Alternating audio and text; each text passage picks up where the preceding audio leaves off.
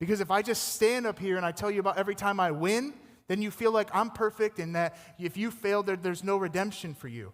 I've dropped the ball before. And so if maybe you didn't listen to God last time, maybe there's been moments when he's asked you to do things and you went halfway, 3/4 of the way, but you never went all in. There's redemption for that. The Holy Spirit is an excellent teacher, and he'll give us chance after chance and opportunity after opportunity. Last week I shared my testimony. I don't know who was here last week. Anybody here? Who was not here last week? Great. You're going to have to go online and watch it. I'm not going to tell you my testimony again. Short version, I was addicted to drugs, alcohol, 15 years. God set me free. Short edition. Last week I went in depth with a lot of stuff, and I was like vulnerable, you know?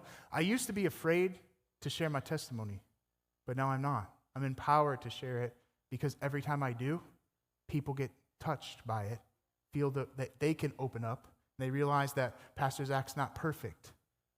And I had several people come up to me after the service and tell me, hey, by the way, I was struggling with this. I was struggling with that. Thank you for sharing that. I feel like now I can open up and tell other people and tell you what's going on in my life. Would you help me stay accountable for this? Do you know a group of people that I could connect to? So your testimony is powerful. The enemy thought he had me, but Jesus said, you are mine. The enemy thought he had me. He thought he had me dead. He thought I would never preach. He thought that he had me dead to rights, doing drugs, about to overdose and die. And I was telling a story. I always said, I've never prayed for somebody to be resurrected and then watched them live. But I was reminded that I had. I've watched a girlfriend that I had overdose on drugs in a chair, lips blue, dead. Pick her up, put her on my shoulder, about to run her to the hospital. Hopefully they can bring her back to life. I laid her up against the wall to open up the door as I'm praying, oh God, please don't let her die. God, please don't let her die. She came back to life. And he said, don't you ever say that you never raised the dead again, because I raised her in your arms. My God raises the dead. And was I perfect? No, I was almost just as high.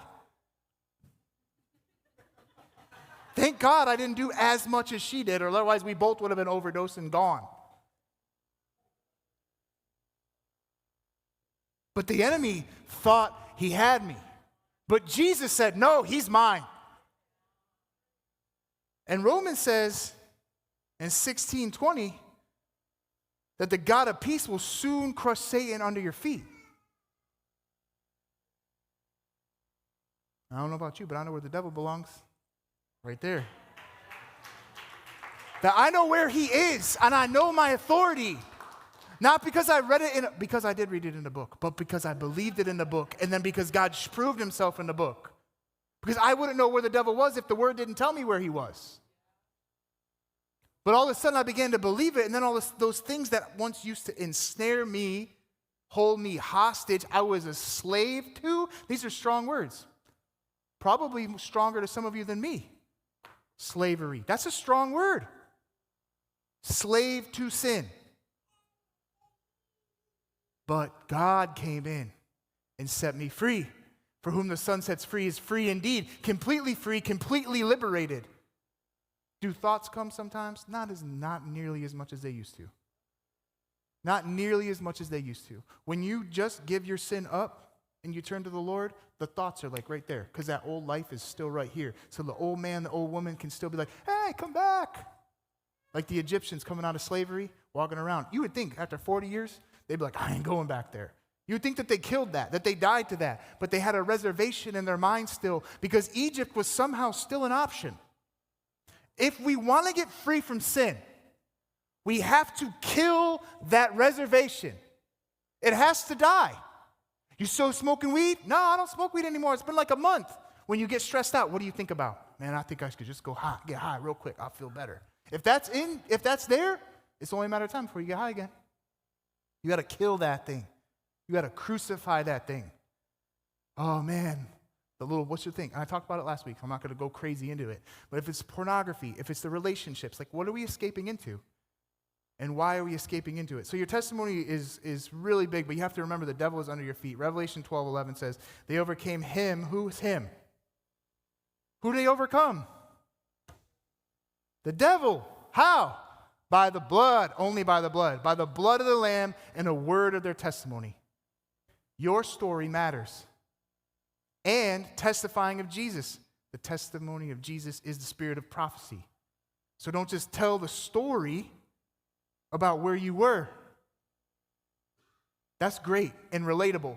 But where's the victory? Where are you at now? What has Jesus done for you? What has he redeemed? And what has he set you free from and set you into? Right? So we want to, that's the victory. There's the overcome in your story. So when you testify, don't just say, yeah, man, you will not believe how many girls I've been with, dude. And you go down the list. Huh? What do you guys call it? What's it called? Bodies. You go down all that stuff.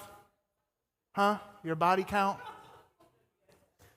And then you list all the drugs you did and all the parties you went to and how many beers you could drink before you passed out and all that. Nobody cares. What are you bragging about? The old man? You got trophy case? Better smash it.